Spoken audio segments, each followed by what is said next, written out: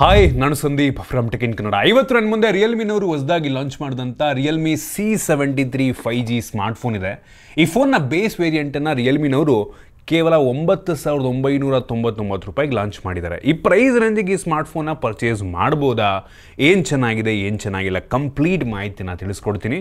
ಈ ಫೋನ್ನ ಜೊತೆಗೆ ರಿಯಲ್ಮಿನವರು ಈ ಬಡ್ಸ್ T200X ಅಂತ ಒಂದು ಟ್ರೂ ವೈರ್ಲೆಸ್ ಇಯರ್ಬಡ್ನ ಕೂಡ ಲಾಂಚ್ ಮಾಡಿದ್ದಾರೆ. ಇದು ನನಗನ್ನಿಸ್ದಂಗೆ ಸುಮಾರು 1,500 ರೇಂಜಲ್ಲಿ ಲಾಂಚ್ ಆಗಿರುವಂಥ ಟ್ರೂ ವೈರ್ಲೆಸ್ ಇಯರ್ಬಡ್.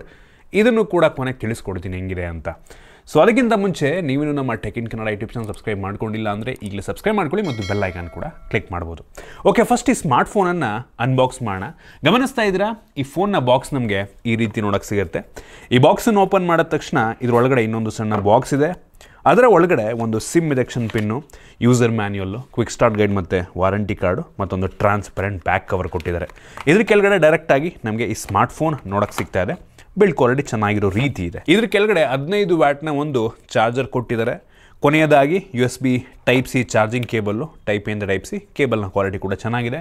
ಇದನ್ನು ಬಿಟ್ಟರೆ ಬೇರೇನು ಸಹ ನಮಗೆ ಒಂದು ಬಾಕ್ಸ್ ಒಳಗೆ ಸಿಗ್ತಾ ಇಲ್ಲ. ಇನ್ನು ಡೈರೆಕ್ಟಾಗಿ ನಮಗೆ ಈ ಸ್ಮಾರ್ಟ್ಫೋನ್ ಈ ರೀತಿ ನೋಡೋಕ್ಕೆ ಸಿಗುತ್ತೆ. ಫೋನ್ನ ಲುಕ್ ಹಿಂದ್ಗಡೆಯಿಂದ ತುಂಬ ಪ್ರೀಮಿಯಮ್ ಅಂತ ಅನಿಸುತ್ತಾ ಆಯಿತಾ, ಸಖತ್ತಾಗಿ ಕಾಣುತ್ತೆ. ಫ್ರಂಟಿಂದ ಪರವಾಗಿಲ್ಲ, ಆಲ್ರೆಡಿ ಒಂದು ಸ್ಕ್ರೀನ್ ಗಾರ್ಡ್ ಹಾಕಿದ್ದಾರೆ, ಒಂದು ಸಣ್ಣ ಪಂಚೋಲ್ ಕ್ಯಾಮ್ರಾ, ಬಾಟಮ್ ಬೆಜಲ್ ಸ್ವಲ್ಪ ಜಾಸ್ತಿ ಇದೆ ಅಂತ ಅನ್ನಿಸ್ತು. ಈ ಪ್ರೈಸ್ ರೇಂಜಿಗೆ ಓಕೆ ಅಂತೀನಿ. ಹಿಂದಕ್ಕೆ ಬಂತು ಅಂತ ಅಂದರೆ ಆಬ್ವಿಯಸ್ಲಿ ಪ್ಲಾಸ್ಟಿಕ್ ಪಾಲಿಕಾರ್ಬೋನೇಟ್ ಬ್ಯಾಕು ಆಯಿತಾ. ಫ್ರಂಟಲ್ಲಿ ಪಾಂಡಾ ಗ್ಲಾಸ್ ಏನೋ ಹಾಕಿದಾರಂತೆ. ಹಿಂದ್ಗಡೆ ಯಾವುದೇ ಫಿಂಗರ್ ಪ್ರಿಂಟ್ ಸೆನ್ಸರ್ ಇಲ್ಲ, so side mounted finger print sensor ಕೊಟ್ಟಿದ್ದಾರೆ. ಹಿಂದ್ಗಡೆ ಒಂಥರ ಮ್ಯಾಟ್ ಇರೋದ್ರಿಂದ ಸ್ಮಡ್ಜಸ್ ಆಗಲ್ಲ ಆಯಿತಾ. ಸೊ ಚೆನ್ನಾಗಿ ಕಾಣುತ್ತೆ, ಸಖತ್ ಪ್ರೀಮಿಯಮ್ ಆಗಿ. ಈ ಫೋನ್ ಒಂದು ಲೆವೆಲಿ ಲೈಟ್ ವೆಯ್ಟ್ ಇದೆ. ಕೇವಲ 197 ಗ್ರಾಮ್ ವೆಯ್ಟು ಮತ್ತು 7.94 mm ಥಿಕ್ನೆಸ್ಸನ್ನು ಹೊಂದಿರುವಂಥ ಸ್ಮಾರ್ಟ್ಫೋನು. ಕೈಲಿ ಇಟ್ಕೊಂಡಾಗ ತುಂಬ ಬ್ಯಾಲೆನ್ಸ್ಡ್ ಅನಿಸುತ್ತೆ. ಗ್ರಿಪ್ ಕೂಡ ತುಂಬ ಚೆನ್ನಾಗಿ ಕೂತ್ಕೊಳ್ಳುತ್ತೆ. ನಮಗೆ ಈ ಫೋನಲ್ಲಿ USB Type-C ಪೋರ್ಟ್ ಇದೆ, ಹೆಡ್ಫೋನ್ ಜಾಕ್ ಸಹ ಕೊಟ್ಟಿದ್ದಾರೆ ಮತ್ತು ಹೈಬ್ರಿಡ್ ಸಿಮ್ ಸ್ಲಾಟ್ ಇದೆ. 2 ಸಿಮ್ ಅಥವಾ ಒಂದು ಸಿಮ್, ಒಂದು SD ಕಾರ್ಡ್ ನೀವು ಹಾಕೋಬಹುದು. ಈ ಫೋನಲ್ಲಿ ಪ್ಲಾಸ್ಟಿಕ್ ಫ್ರೇಮ್ ಇದೆ. IP64 ಡಸ್ಟ್ ಮತ್ತು ವಾಟರ್ ರೆಸಿಸ್ಟೆಂಟ್ ರೇಟಿಂಗ್ ಸಹ ಕೊಟ್ಟಿದ್ದಾರೆ.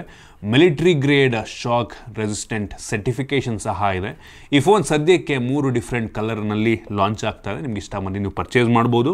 ಓವರಾಲ್ ಡಿಸೈನ್ ಮತ್ತು ಬಿಲ್ಡ್ ಕ್ವಾಲಿಟಿ ಪರವಾಗಿಲ್ಲ, ಬೆಲೆಗೆ ತಕ್ಕ ರೀತಿಯಲ್ಲಿದೆ. ಇನ್ನು ಡಿಸ್ಪ್ಲೇಗೆ ಬಂತು ಅಂತ ಅಂದರೆ 6.66 ಇಂಚಿನ HD+ ರೆಸೊಲ್ಯೂಷನ್ನ ಹೊಂದಿರುವಂಥ IPS ಡಿಸ್ಪ್ಲೇ. ಫುಲ್ HD ಕೊಡ್ಬೋದಾಗಿತ್ತು. 120 ಹರ್ಟ್ಸ್ನ ರಿಫ್ರೆಶ್ ರೇಟ್ ಕೊಟ್ಟಿದ್ದಾರೆ, ಸೂಪರ್ ವಿಷಯ. ಹೈ ಬ್ರೈಟ್ನೆಸ್ ಮೋಡಲ್ಲಿ ನಮಗೆ 625 ನಿಟ್ ಸಿಗುತ್ತೆ. ಸೊ ಒಂದು ಲೆವೆಲ್ಲಿಗೆ ಬ್ರೈಟ್ ಆಗಿದೆ. ಬಿಸಿಲಿಗೆ ಹೋದರೆ ಒಂದು ಲೆವೆಲ್ಲಿಗೆ ಬ್ರೈಟ್ ಆಗಿ ಕಾಣುತ್ತೆ. ಮತ್ತು ಟಚ್ ಸ್ಯಾಂಪ್ಲಿಂಗ್ ರೇಟು ಬರೀ 120 ಹರ್ಟ್ಸ್ ಕೊಟ್ಟಿದ್ದಾರೆ, ಅದು ಕೂಡ ಸ್ವಲ್ಪ ಕಡಿಮೆ ಆಯಿತು. ಡಿಸ್ಪ್ಲೇ ಒಟ್ಟಿನಲ್ಲಿ ಓಕೆ ಆಯಿತಾ. ಕಲರ್ಸ್ ಎಲ್ಲ ವಿವಿಡ್ ಆಗಿದೆ, ವ್ಯೂಯಿಂಗ್ ಆ್ಯಂಗಲ್ ಚೆನ್ನಾಗಿದೆ.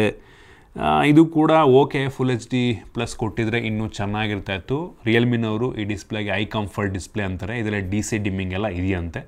ಸೊ ಡಿಸ್ಪ್ಲೇ ಓಕೆ ಅಂತೀನಿ. ಇನ್ನು ಸ್ಟೋರೇಜ್ ವೇರಿಯಂಟಿಗೆ ಬಂತು ಅಂದರೆ ಈ ಫೋನ್ ಸದ್ಯಕ್ಕೆ 4 ಸ್ಟೋರೇಜ್ ವೇರಿಯಂಟಲ್ಲಿ ಲಾಂಚ್ ಆಗ್ತಾಯಿದೆ. 4GB 64GB. ಯಾಕೆ ಇದನ್ನು ಲಾಂಚ್ ಮಾಡ್ತಿದ್ದಾರೆ ಗೊತ್ತಿಲ್ಲ. 4GB ರ್ಯಾಮ್ ಇತ್ತೀಚೆಗೆ ತುಂಬ ಕಡಿಮೆ ಆಯಿತು. 4GB 128GB, 6GB 128GB, 8GB 128GB. ಇದರಲ್ಲಿ ಎಕ್ಸ್ಟೆಂಡೆಡ್ ರ್ಯಾಮ್ ಸಹ ಇದೆ. ಅದು ಅಷ್ಟು ಎಫೆಕ್ಟಿವ್ ಆಗಿ ಕೆಲಸ ಮಾಡಲ್ಲ ಆಯಿತಾ.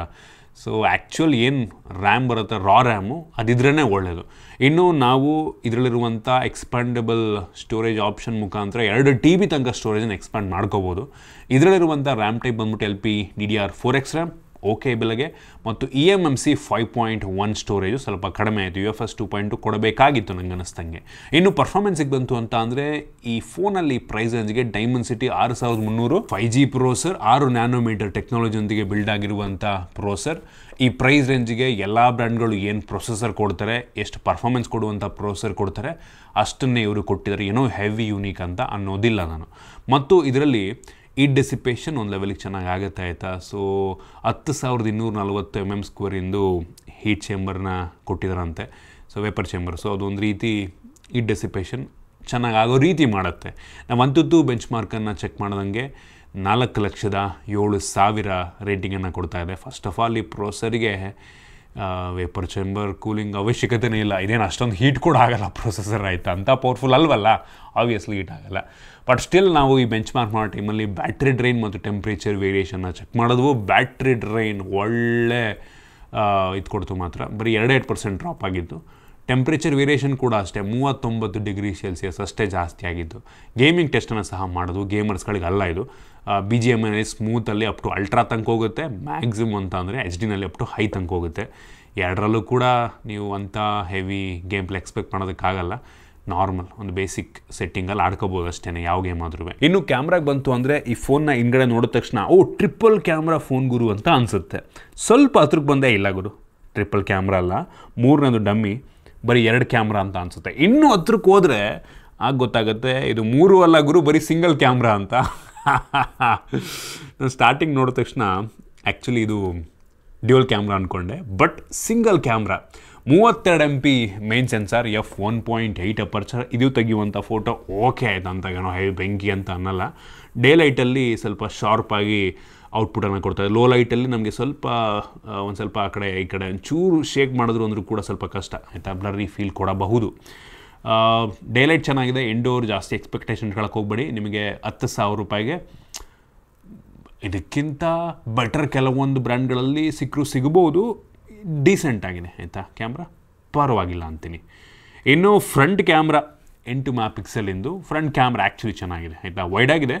ಕ್ಲಾರಿಟಿ ಕೂಡ ಒಂದು ಲೆವೆಲಿಗೆ ಪರವಾಗಿಲ್ಲ ಅನ್ನಿಸ್ತು. ಆ ಸ್ಯಾಂಪಲ್ ನಾನು ನಿಮಗೆ ತೋರಿಸ್ತಾ ಇದ್ದೀನಿ. ಸೊ ಇದರಲ್ಲಿ ನಮ್ಗೆ ಯಾವುದೇ EIS ಎಲ್ಲ ಸಿಗ್ತಿಲ್ಲ. ಕೊಟ್ಟರೆ ಚೆನ್ನಾಗಿರೋದು ಅಂದರೆ ಸ್ವಲ್ಪ ಶೇಕ್ ಮಾಡಿಬಿಟ್ರೆ ಬ್ಲರ್ ಆಗಿಬಿಡುತ್ತೆ ಆಯಿತಾ, ಈ ವಿಷಯ ತಲೆಟ್ಕೋಬೇಕು ನಾವು. ಇನ್ನು ವೀಡಿಯೋಗ್ರಫಿಗೆ ಬಂತು ಅಂತ ಅಂದರೆ ಈ ಫೋನ್ನ ಫ್ರಂಟು ಮತ್ತು ಬ್ಯಾಕ್ ಎರಡೂ ಸಹ ಫುಲ್ HD 30 FPS ವೀಡಿಯೋ ರೆಕಾರ್ಡನ್ನು ಮಾಡುತ್ತೆ. ಇದರಲ್ಲಿ ನಿಮ್ಗೆ ಯಾವುದೇ ಅಂಥ AI ಫೀಚರ್ಗಳು ಸಿಗ್ತಿಲ್ಲ ಆಯಿತಾ. ಕ್ಲಿಯರ್ ಫೇಸ್ ಒಂದು ಸಿಗುತ್ತೆ, ಅದು AI ಮುಖಾಂತರ ಮಾಡುತ್ತಾ ಸಾಫ್ಟ್ವೇರ್ ಮುಖಾಂತರ ಮಾಡುತ್ತಾ ದೇವರಿಗೆ ಗೊತ್ತು. ಕೆಲವೊಂದು ಫಿಲ್ಟರ್ಸ್ಗಳಿದ್ದಾವೆ, ಮುಖಕ್ಕೆ ಮೇಕಪ್ ಮಾಡೋ ರೀತಿ ನೀವು ಔಟ್ಪುಟ್ಟೆಲ್ಲ ತಗೋಬೋದು. ಪೋರ್ಟ್ರೇಟ್ ಮೋಡಿದೆ, ಒಂದು ಲೆವೆಲಿಗೆ ಬ್ಲರ್ ಮಾಡುತ್ತೆ, ಅಂಥ ನ್ಯಾಚುರಲ್ ಅಂತ ಕೂಡ ಅನಿಸಲ್ಲ.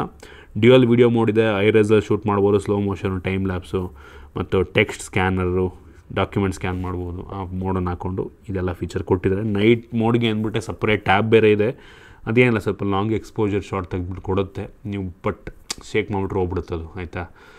ಸೊ ಕ್ಯಾಮ್ರಾ ಡೀಸೆಂಟ್ ಅಂತೀನಿ. ಇನ್ನು ಈ ಫೋನಲ್ಲಿ ನಮಗೆ side mounted finger print sensor ಕೊಟ್ಟಿದ್ದಾರೆ ಸೆಕ್ಯೂರಿಟಿನಲ್ಲಿ, ಮತ್ತು ಫೇಸ್ ಅನ್ಲಾಕ್ ಸಹ ಇದೆ, ಮತ್ತು ವೈಡ್ ವೈನ್ L1 ಕೊಟ್ಟಿಲ್ಲ, L3 ಸೆಕ್ಯೂರಿಟಿ ಆಯಿತಾ.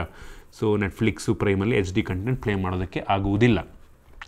ಇನ್ನು ಈ ಫೋನಲ್ಲಿ 6000 mAh ಕೆಪಾಸಿಟಿಯ ಬ್ಯಾಟ್ರಿ ಇದೆ.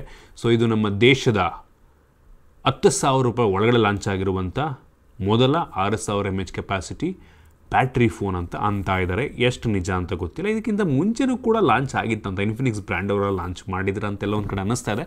ಒಟ್ಟಲ್ಲಿ ಇವ್ರು ಕ್ಲೈಮ್ ಮಾಡ್ತಿರೋ ಪ್ರಕಾರ 10,000 ರೂಪಾಯಿ ಒಳಗಡೆ ಲಾಂಚ್ ಆಗಿರುವಂಥ ಫೋನ್ಗಳಲ್ಲಿ 6000 mAh ಕೆಪಾಸಿಟಿ ಬ್ಯಾಟ್ರಿ ಫೋನ್ ಇರುವಂಥದ್ದು ಇದೆ ಫಸ್ಟು ಅಂತ ಅಂತಾರೆ. ಮತ್ತು ಬಾಕ್ಸ್ ಒಳಗೆ 15 ವ್ಯಾಟಿಂದು ಸೂಪರ್ ಹೂಕ್ ಚಾರ್ಜರ್ ಕೊಟ್ಟಿದ್ದಾರೆ. ಫಸ್ಟ್ ಆಫ್ ಆಲ್ 15 ವ್ಯಾಟ್ ಅಂದರೆ ಫಾಸ್ಟ್ ಚಾರ್ಜರ್ ಅಲ್ಲ, ಸೂಪರ್ ಹೂಕ್ ಅಂತ ಬೇರೆ ಆ್ಯಡ್ ಮಾಡಿದ್ದಾರೆ. ಮತ್ತು 5 ವ್ಯಾಟಿಂದು ವಯರ್ಡ್ ರಿವರ್ಸ್ ಚಾರ್ಜಿಂಗ್ ಕೂಡ ಆಗುತ್ತೆ. ಇನ್ನು OSಗೆ ಬಂತು ಅಂತ ಅಂದರೆ ಆ್ಯಂಡ್ರಾಯ್ಡ್ 15 ಬೇಸ್ ರನ್ ಆಗ್ತಿರುವಂಥ Realme UI 6 ನಮಗೆ ಸಿಗ್ತಾಯಿದೆ. ಬೇಜಾನ್ ಬೇಡಿರುವಂಥ ಅಪ್ಲಿಕೇಶನ್ಗಳಿದ್ದಾವೆ. Must play hot tabs, hot games, tools, ಏನೇನೋ ಇದ್ದಾವೆ. ಎಕ್ಸ್ಟ್ರಾ ಅಪ್ಲಿಕೇಶನ್ಗಳನ್ನ ಕೂಡ ಪ್ರೀ ಇನ್ಸ್ಟಾಲ್ ಮಾಡಿದ್ದಾರೆ. ಒಟ್ಟಿನಲ್ಲಿ ಸದ್ಯಕ್ಕೆ ಸ್ಮೂತಾಗಿ ಕೆಲಸವನ್ನು ಮಾಡ್ತಾ ಇದೆ, ಬಟ್ ಎಷ್ಟು ದಿನ ಕೆಲಸ ಮಾಡುತ್ತೆ ಅನ್ನೋ ಅಂತ ಡೌಟು ಆಯಿತಾ. ನೀವು ಜಾಸ್ತಿ ಎಕ್ಸ್ಪೆಕ್ಟೇಷನ್ ಇಟ್ಕೊಂಬಿಟ್ಟು ಈ ಫೋನ್ ತೊಗೊಳಕ್ಕೆ ಹೋಗ್ಬಿಡಿ. ಇದು ಒಂದು ಎಂಟ್ರಿ ಲೆವೆಲ್ ಸ್ಮಾರ್ಟ್ಫೋನ್ ಅಂತ ಅನ್ಬೋದು. ನಿಮ್ಮ ಅಜ್ಜಿಗೋ ತಾತಂಗೋ ಬರೀ ಮಾಮೂಲಿ ಬೇಸಿಕ್ ಅಪ್ಲಿಕೇಶನ್ಗಳು ಯೂಸ್ ಮಾಡಿಕೊಂಡು, ಗೇಮರ್ಸ್ಗಳಿಗಂತೂ ಅಲ್ವೇ ಅಲ್ಲ ಆಯಿತಾ. ಇನ್ನು ಸ್ಪೀಕರಿಗೆ ಬಂತು ಅಂದರೆ ಮೊನೋ ಸ್ಪೀಕರು, ಬಾಟಮ್ ಫೈರಿಂಗು, ಸ್ಪೀಕರ್ನ ಕ್ಲಾರಿಟಿ ಒಂದು ಲೆವೆಲಿಗೆ ಚೆನ್ನಾಗಿದೆ, ಜೋರಾಗಿ ಕೂಡ ಕೇಳುತ್ತೆ. 300% ವಾಲ್ಯೂಮ್ ಬೂಸ್ಟ್ ಕೂಡ ಆಗುತ್ತೆ. ಇದು ಹೈ ರೆಸ್ ಆಡಿಯೋನ ಸಪೋರ್ಟ್ ಮಾಡುತ್ತಂತ ಒಟ್ಟಿಗೆ. ಇನ್ನು ಕನೆಕ್ಟಿವಿಟಿ ನಮಗೆ ಡ್ಯುಯಲ್ ಬ್ಯಾಂಡ್ ಸಪೋರ್ಟ್ ಇದೆ. ಓಕೆ, ಬ್ಲೂಟೂತ್ 5.3 ಕೊಟ್ಟಿದ್ದಾರೆ. 9 5G ಬ್ಯಾಂಡ್ಗಳು ಸಪೋರ್ಟ್ ಆಗುತ್ತೆ. ಅವಶ್ಯಕತೆ ಇರುವಂಥ ಸೆನ್ಸರ್ಸನ್ನು ಕೊಟ್ಟಿದ್ದಾರೆ. ನೀವು ಹಾಗಾದರೆ ಕೇಳ್ಬೋದು ಈ ಫೋನ್ನ ಈ ಪ್ರೈಸ್ ರೇಂಜಿಗೆ ಪರ್ಚೇಸ್ ಮಾಡ್ಬೋದಾ ಅಂತ. ನಾನು ಅಂತೀನಿ ಈ ಬೆಲೆಗೆ ಇದಕ್ಕಿಂತ ಒಳ್ಳೆಯ ಆಪ್ಷನ್ಗಳು ನನಗೆ ಅನ್ನಿಸ್ತಂಗೆ ಸಿಗುತ್ತೆ ಆಯಿತಾ. ಬೆಲೆ ಸ್ವಲ್ಪ ಜಾಸ್ತಿ, ಒಂದು 9,000ಕ್ಕೆ ಲಾಂಚ್ ಮಾಡಿದ್ರೆ ಬೆಂಕಿ ಇರ್ತಿತ್ತು. ಬೆಲೆ ಸ್ವಲ್ಪ ಜಾಸ್ತಿ ಆಯಿತು ಅಂತ ಅನಿಸುತ್ತು. ಏನು ಇಂಪ್ರೂವ್ ಆಗ್ಬೋದಾಗಿತ್ತು? Obviously full HD plus UFS 2.2 storage ಎಲ್ಲ ಕೊಡಬೇಕಾಗಿತ್ತು ಆಯಿತಾ. ಒಂದು ಸ್ವಲ್ಪ ಕಡಿಮೆ ಆಯಿತು ಅಂತ ಅನ್ನಿಸ್ತು. ಒಟ್ಟಿಗೆ ಸದ್ಯಕ್ಕೆ ಬೆಲೆ ಸ್ವಲ್ಪ ಜಾಸ್ತಿ ಅಂತ ಫೀಲ್ ಆಗ್ತದೆ. ನೋಡಿ ನಿಮ್ಮ ಪ್ರಿಫರೆನ್ಸು, ನಿಮಗೆ ಬೇಕಾಗಿರುವಂಥದ್ದು ಇದರಲ್ಲಿ ಚೆನ್ನಾಗಿದೆ ಅಂದರೆ ನಿಮಗೆ ಬಿಟ್ಟಿದ್ದು. ಇನ್ನು ನೆಕ್ಸ್ಟು ಈ Realme Buds T200Xಗೆ ಬರ್ತೀನಿ. ಸೊ ಇದು ನಮಗೆ ಓವರಾಲ್ 50 ಗ್ರಾಮ್ ವೆಯ್ಟ್ ಇದೆ. ಈ ಬಡ್ಸ್ ಒಳಗಡೆ ಇರುವಂಥದ್ದು 4.5 ಗ್ರಾಮ್ ವೆಯ್ಟ್ ಇದೆ. ಇದರ ಡಿಸೈನ್ ಬಿಲ್ಡ್ ಕ್ವಾಲಿಟಿ ಆ್ಯಕ್ಚುಲಿ ಚೆನ್ನಾಗಿದೆ ಆಯಿತಾ. ನಮಗೆ ಈ ಒಂದು ಬಡ್ಸು 2 ಡಿಫ್ರೆಂಟ್ ಕಲರಲ್ಲಿ ಅವೈಲೇಬಲ್ ಇದೆ. IP55 ಡಸ್ಟ್ ಮತ್ತು water resistant rating, sweat proof ಕೂಡ ಹೌದು ಆಯಿತಾ. ನಮಗೆ ಇದರಲ್ಲಿ ಟಚ್ ಸೆನ್ಸಿಟಿವ್ ಬಟನ್ಗಳು ಸಿಗ್ತದೆ. ಇಲ್ಲೇ voice trigger, double tap, play pause ಎಲ್ಲ ಮಾಡ್ಕೋಬೋದು. ಇದರಲ್ಲಿ ನಮಗೆ 12.4 mm ಡೈನಮಿಕ್ ಡ್ರೈವರ್ಸ್ಗಳು ಸಿಗ್ತಾಯಿದೆ. ಇದು ಡಾಲ್ಬಿ ಅಟ್ಮೋಸನ್ನು ಸಪೋರ್ಟ್ ಮಾಡೋದಂತೆ. AI ENC ಸಪೋರ್ಟ್ ಇದೆ ಆಯಿತಾ. ENC ನಾಯ್ಸ್ ಕ್ಯಾನ್ಸಲೇಷನ್ನು ಆ್ಯಕ್ಟಿವ್ ಅಲ್ಲ, ENC. ಸೊ ಬ್ಲೂಟೂತ್ 5.4 ಕೂಡ ಕೊಟ್ಟಿದ್ದಾರೆ. ಗೂಗಲಿಂದು ಫಾಸ್ಟ್ ಪೇರ್ ಕೂಡ ಸಪೋರ್ಟ್ ಆಗುತ್ತೆ. ಲೋ ಲೇಟೆನ್ಸಿ ಮೋಡ್ ಸಹ ಇದೆ, ಗೇಮ್ ಮೋಡ್ ಅಂತ ಅಂತಾರೋದಕ್ಕೆ. ಸೊ ಗೇಮ್ ಆಡೋರಿಗೆ 45 ಮಿಲಿಸೆಕೆಂಡಿಂದು ನಿಮಗೆ ಲೇಟೆನ್ಸಿ ಸಿಗುತ್ತೆ. ಇದಾದ ನಂತರ ಬ್ಯಾಟ್ರಿ ಅವ್ರು ಹೇಳೋ ಪ್ರಕಾರ ಓವರಾಲ್ ಕೇಸ್ ಇನ್ಕ್ಲೂಡ್ ಮಾಡಿಕೊಂಡು 40 ಗಂಟೆಗಳ ಮ್ಯೂಸಿಕ್ ಪ್ಲೇಬ್ಯಾಕ್ ಕೊಡುತ್ತಂತೆ ವಿತ್ ಕೇಸು. ಫಾಸ್ಟ್ ಚಾರ್ಜಿಂಗ್ ಸಹ ಇದೆ. ಬರೀ 10 ನಿಮಿಷ ನೀವು ಇದನ್ನು ಚಾರ್ಜ್ ಮಾಡಿದ್ರೆ 7 ಗಂಟೆ ಮ್ಯೂಸಿಕ್ ಪ್ಲೇಬ್ಯಾಕ್ ಮಾಡಬಹುದು. ಮತ್ತು ಇದಕ್ಕೆ ರಿಯಲ್ಮಿ ಲಿಂಕ್ ಸಪೋರ್ಟ್ ಸಹ ಇದೆ, ಅಪ್ಲಿಕೇಶನ್ ಸಪೋರ್ಟ್ ಇದೆ. ಈ ಪ್ರೈಸ್ ರೇಂಜಿಗೆ ಒಂದು ಒಳ್ಳೆಯ ವಿಷಯ. ಪರವಾಗಿಲ್ಲ, ನಂಗೆ ಬಿಲ್ಡ್ ಕ್ವಾಲಿಟಿ ಎಲ್ಲ ಇಷ್ಟ ಆಯಿತು. ಸೌಂಡ್ ಕ್ವಾಲಿಟಿ ಕೂಡ ಪರವಾಗಿಲ್ಲ ಅಂತೀನಿ. ಸೊ ಇದಿಷ್ಟು ಎರಡೂ ಡಿವೈಸ್ಗಳ ಬಗ್ಗೆ. ನಿಮಗಿದ್ರ ಬಗ್ಗೆ ಏನು ಅನ್ನಿಸ್ತು ಕಾಮೆಂಟ್ ಮಾಡಿ. ಇದು ನಂಗೆ ಅನ್ನಿಸ್ತಂಗೆ ಸ್ವಲ್ಪ ಜಾಸ್ತಿ ಅನ್ನಿಸ್ತು. ಇದು ಓಕೆ, ಪರವಾಗಿಲ್ಲ ಬೆಲೆಗೆ. ಇಷ್ಟ ಆಗಿದ್ದರೆ ಲೈಕ್ ಮಾಡಿ, ಶೇರ್ ಮಾಡಿ. ಇದೇ ರೀತಿ ನಮ್ಮ ಬೇರೆ ಬೇರೆ ವೀಡಿಯೋಗಳಿಗೆ ನಮ್ಮ tech in Kannada YouTube channel subscribe ಮಾಡ್ಕೊಂಡಿಲ್ಲ ಅಂದರೆ ಇಲ್ಲೇ ಸಬ್ಸ್ಕ್ರೈಬ್ ಮಾಡ್ಕೊಳ್ಳಿ ಮತ್ತು ಬೆಲ್ ಐಕನ್ ಕೂಡ ಕ್ಲಿಕ್ ಮಾಡ್ಬೋದು. ಸಿಗೋಣ ಮತ್ತೆ ಮುಂದಿನ ವೀಡಿಯೋದಲ್ಲಿ.